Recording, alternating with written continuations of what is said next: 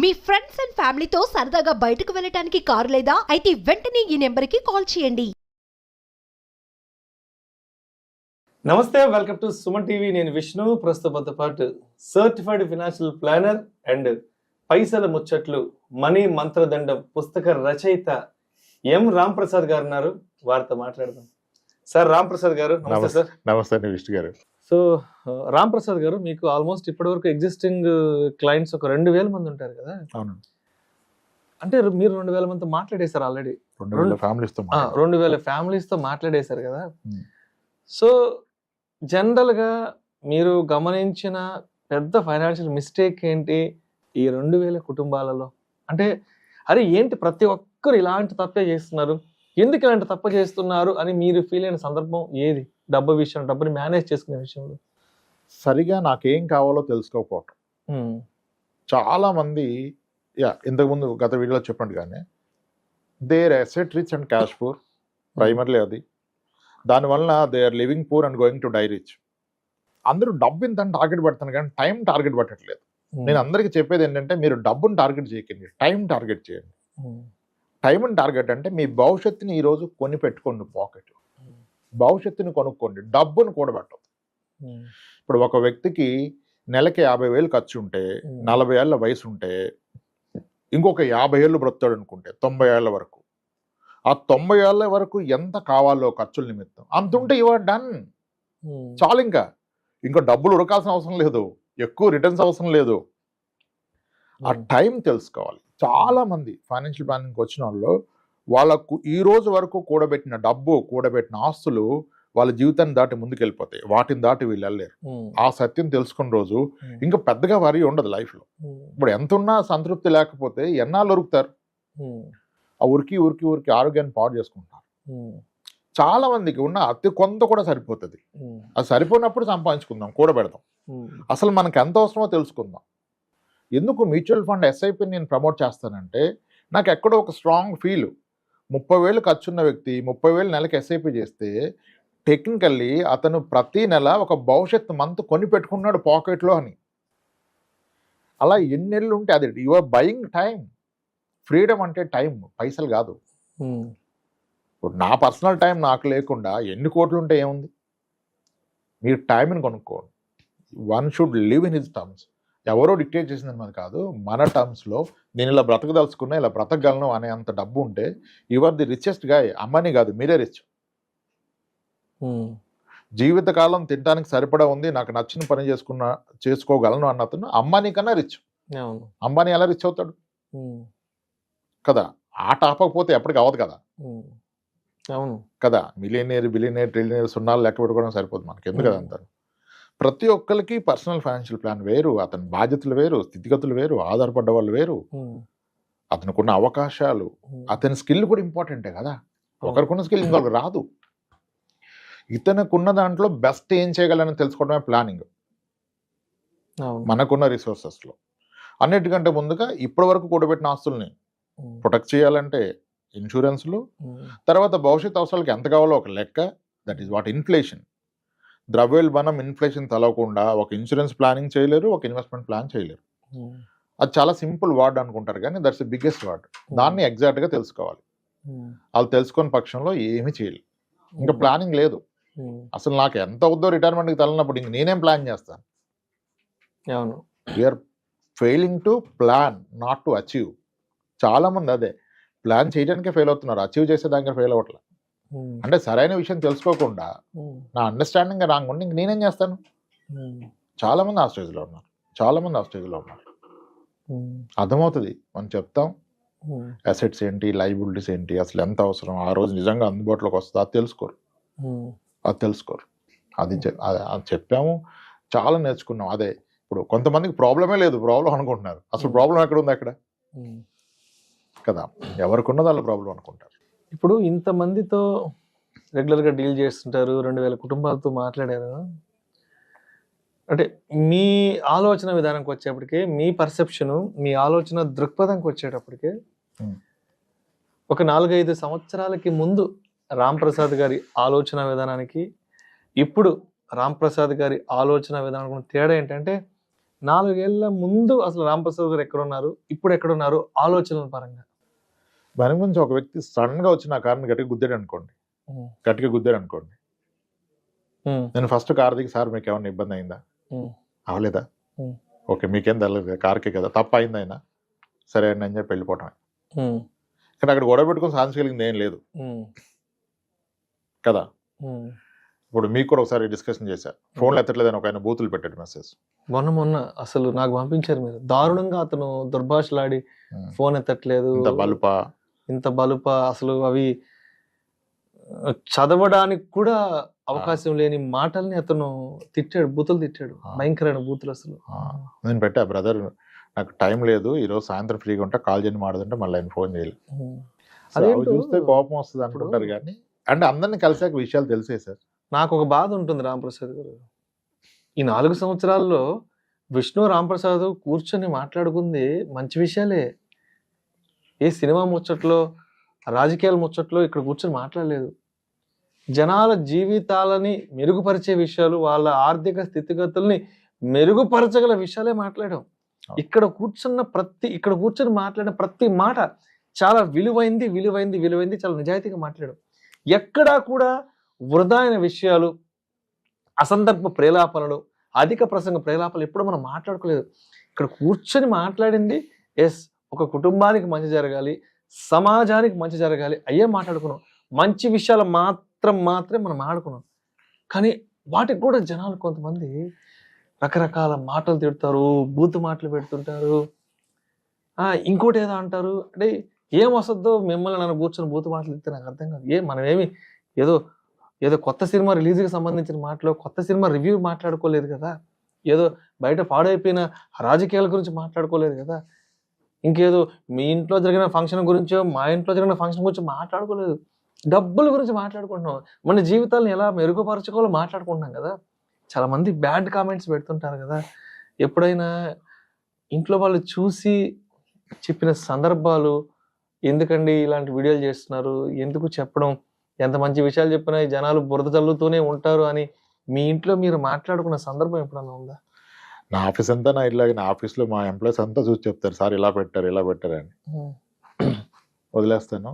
ఎందుకంటే ఒకటి bad comments, నేను కామెంట్ చదువుతాను టైం దొరికినప్పుడు, ఎందుకంటే అక్కడ అర్థమవుతుంది మనకి జనాలు ఎలా తీసుకుంటున్నారని. దానికి మంచి ఎగ్జాంపుల్, మనం అపార్ట్మెంట్ డిప్రిషియేషన్ ఉండదని ఒక వీడియో చేసాం. 9,29,000 వ్యూస్ వచ్చేదానికి 526 కామెంట్స్ ఉన్నాయి. దానికి 526 కామెంట్స్లో 500 మందికి ఆ కాన్సెప్ట్ నేను చెప్పింది అర్థం అవ్వాల. ఒక 26 మంది మాత్రమే ఒప్పుకున్నారు. ఇంకా కామెంట్స్ పెట్టారు మనం అపార్ట్మెంట్ డిప్రిషియేషన్ లేదనేది. నేను ఒక 100 అపార్ట్మెంట్ చెక్ చేశాక చెప్పాను. నేనేమి బ్రోకర్ని కాదు, నేనేమి రియల్ ఎస్టేట్ ఏజెంట్ కాదు, అమ్మట్లేదు, నాకు దానివల్ల వచ్చేది ఏమీ లేదు.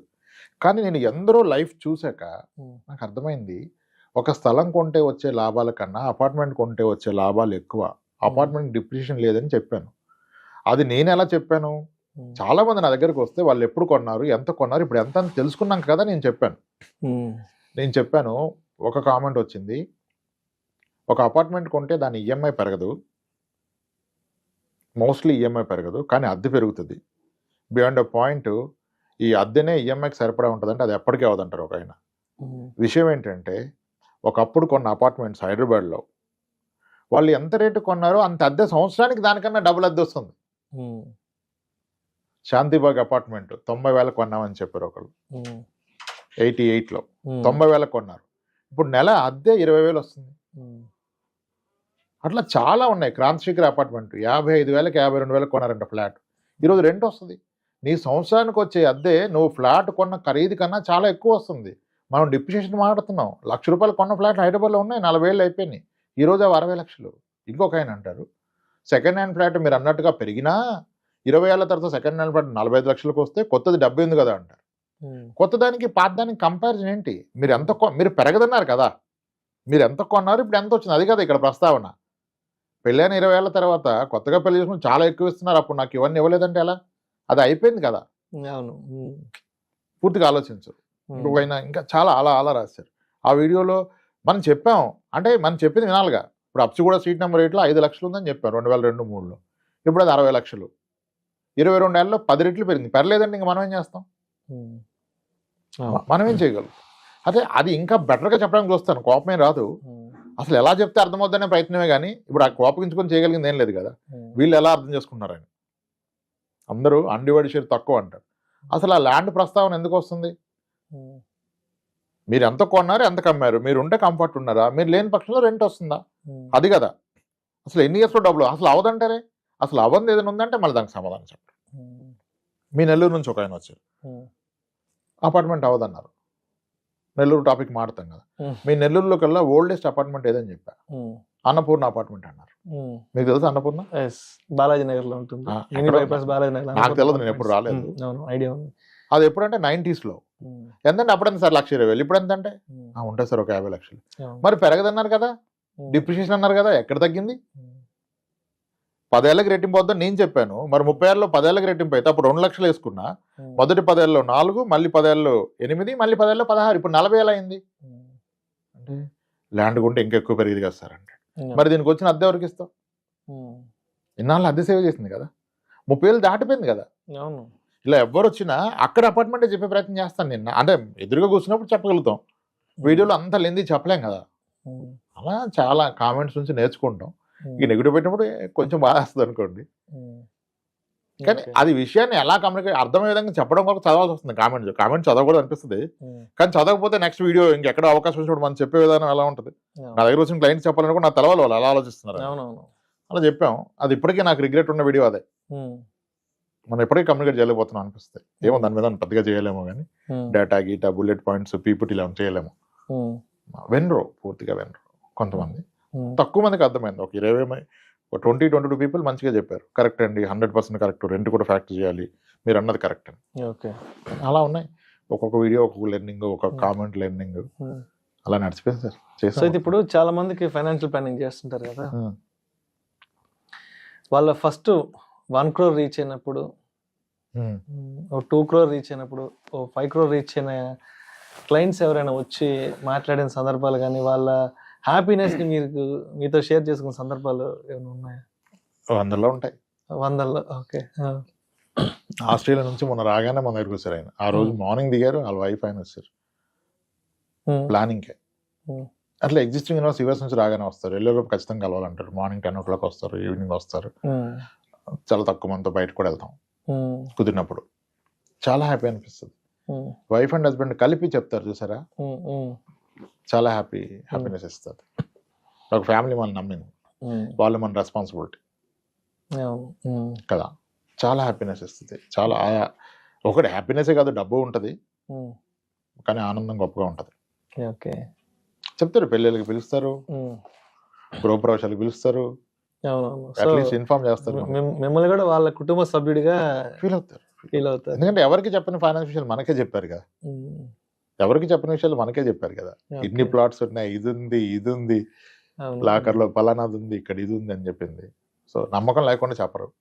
ఆ నమ్మి చెప్పినప్పుడు ఇంకా మీరు అంటే ఫ్యామిలీ మెంబర్ అనుకున్నట్టే కదా. మనము ఒక 2 years బ్యాక్ 100 episode కంప్లీట్ చేసేసాం. 100 episode కంప్లీట్ అయినాక సరే మీరేదో లంచ్కి కూడా తీసుకెళ్ళారు నన్ను. 100 episodes అయిపోయినాయి కదా సార్, రేపటి నుంచి ఇంకా ఆపేద్దాం అనుకుంటున్నాను, ఇంకా చాలా ఏంటి సార్, ఇంతకు మించి ఏం చెప్తాం అని చెప్పడానికి ఏం లేదనుకున్నారు కదా. సో అది 2 ఏళ్ల క్రితమే 100 కంప్లీట్ అయిపోయింది. మళ్ళీ ఈ మధ్యలో కూడా చాలా టాపిక్స్ చేసాం కదా.